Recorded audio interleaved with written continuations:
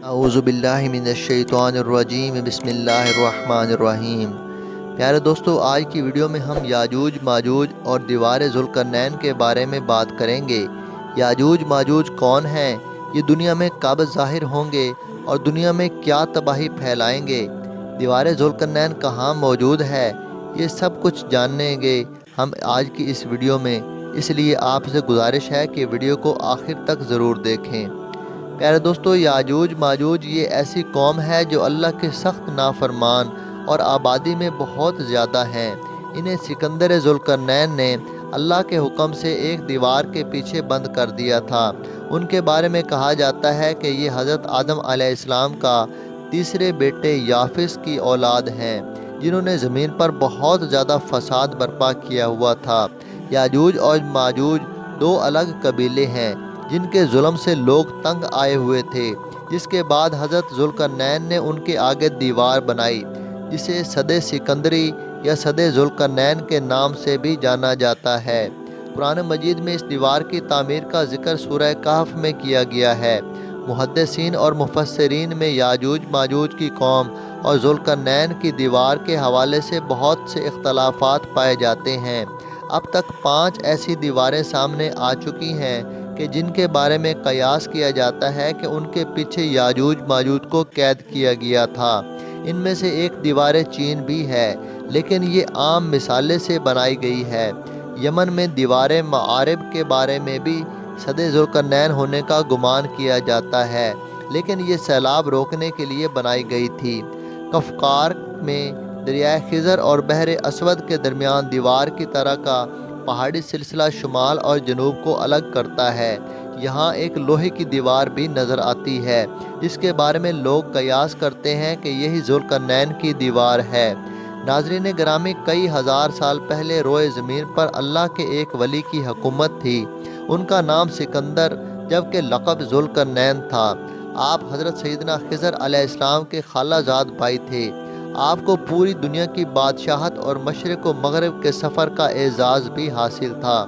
ایک مرتبہ آپ شمال کی طرف سفر کے دوران ترکستان کے مشرقی کنارے پر واقع 2 بلند و بالا پہاڑوں کے درمیان پہنچے۔ ان پہاڑوں کی ایک طرف یاجوج ماجوج آباد تھے، جبکہ دوسری طرف ایک اور قوم رہا کرتی تھی۔ اس قوم کے لوگوں نے آپ کی بارگاہ میں یاجوج ماجوج کے فساد پھیلانے کی شکایت کی اور ساتھ ہی مال کی پیشکش کرتے ہوئے ایک مضبوط دیوار بنانے کا کہا تاکہ یاجوج ماجوج دوسری طرف نہ آ سکیں۔ یاجوج ماجوج کون ہیں؟ ناظرین گرامی، یاجوج ماجوج یہ انسان اور کافر ہیں۔ جس جاندار کے پاس سے گزرتے اسے کھا جاتے تھے۔ یہ موسم بہار میں اپنی غاروں سے نکل کر سبزہ کھا جاتے اور خشک چیزیں اپنے ساتھ اٹھا کر لے جاتے۔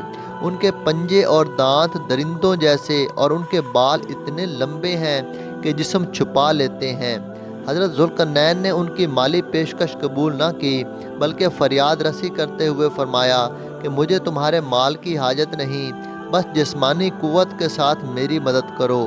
چنانچہ آپ نے پتھروں کے سائز کے لوہے کے ٹکڑے منگوائے اور زمین کھودنے کا حکم دیا۔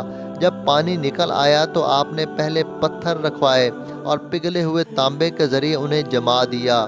اس کے بعد کے ٹکڑے پہاڑ کی بلندی تک اوپر نیچے رکھوائے اور ان ٹکڑوں کے درمیان لکڑی اور کوئلہ بھر کر آگ لگوا دی۔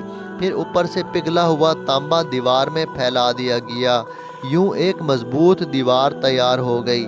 ناظرین گرامی، دیوار کے ٹوٹنے کے بارے میں حدیث مبارکہ میں آتا ہے کہ بے شک یاجوج ماجوج روزانہ دیوار توڑتے رہتے ہیں۔ جب وہ مکمل ٹوٹنے کے قریب ہوتی ہے تو انہیں سورج کی شعاعیں نظر آتی ہیں۔ اتنے میں ان کا بڑا کہتا ہے کہ چلو باقی کام کل کریں گے، اور اگلے دن اللہ تعالیٰ اس دیوار کو پہلے سے بھی زیادہ مضبوط بنا دیتا ہے۔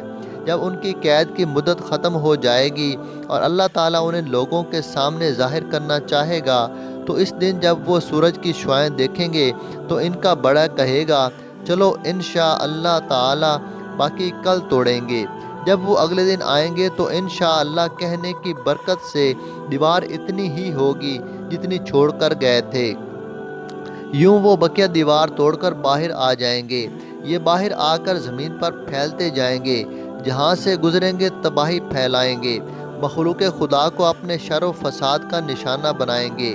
ان کا ایک گروہ جب بھاگتا ہوا جھیل تبریہ سے گزرے گا تو صحیح مسلم کے مطابق وہ سارا پانی پی جائیں گے۔ جب آخری گروہ وہاں پہنچے گا تو کہے گا کہ کبھی یہاں پانی بھی ہوا کرتا تھا۔ بحر تبریہ اسرائیل میں تازہ پانی کی سب سے بڑی جھیل ہے۔ اس کا ذکر تورات و انجیل میں بھی آیا ہے۔ حضرت عیسیٰ علیہ السلام نے زندگی کا بہت بڑا حصہ اسی جھیل کے ساحل پر گزارا ہے۔ یہاں سے یہ قتل و غارت کرتے ہوئے یاجوج ماجوج بیت المقدس تک پہنچیں گے اور اعلان کریں گے کہ زمین پر ہمارا قبضہ ہو چکا ہے، اب ہم آسمانوں پر بھی قبضہ کریں گے اور آسمان کی طرف تیر پھینکیں گے جو خون آلود واپس آئیں گے، کوئی ان کا مقابلہ نہ کر پائے گا۔ روایات میں آتا ہے کہ یاجوج ماجوج کی جانب سے آسمان کی جانب پھینکے گئے تیروں پر اللہ تعالیٰ کی قدرت سے خون آن لگے گا اور وہ سمجھیں گے کہ انہوں نے آسمان کو بھی فتح کر لیا ہے۔ ان کا ظہور حضرت عیسیٰ علیہ السلام کے نزول کے بعد ہوگا۔ یاجوج ماجوج کے فتنے کے وقت حضرت عیسیٰ علیہ السلام کو حکم ہوگا کہ وہ مسلمانوں کو لے کر کوہ طور پر چلے جائیں۔ جب کوہ طور پہاڑ غذا کی قلت پیدا ہو جائے گی تو حضرت عیسیٰ علیہ السلام یاجوج ماجوج کے لیے بد دعا کریں گے۔ اس کے نتیجے میں ان کے کانوں اور گردنوں میں کیڑے پیدا ہو جائیں گے جس کے پھٹنے سے یہ ہلاک ہونا شروع ہو جائیں گے۔ مسلمان جب طور پہاڑ سے نیچے اتریں گے تو ہر جگہ یاجوج ماجوج کی لاشیں ہوں گی اور ان سے تعفن اٹھ رہا ہوگا۔ حضرت عیسیٰ علیہ السلام اللہ سے دعا کریں گے، جس کے بعد 7 قسم کے پرندے ان کی لاشوں کو اٹھا کر جہاں اللہ تعالیٰ چاہے گا وہاں لے جائیں گے۔ اس کے بعد شدید بارش ہوگی اور ہر چیز دھل کر اجلی ہو جائے گی۔ ناظرین گرامی، یاجوج ماجوج کے بارے میں مختلف روایات میں آتا ہے کہ یہ 9 حصے ہیں اور انسان اور جنات ایک حصہ آبادی کے ہیں۔ جہنم میں بھی ہر 10 میں سے 9 کا تعلق یاجوج ماجوج سے ہوگا۔ ان کی جسمانی ساخت کے بارے میں مختلف روایات بیان کی جاتی ہیں۔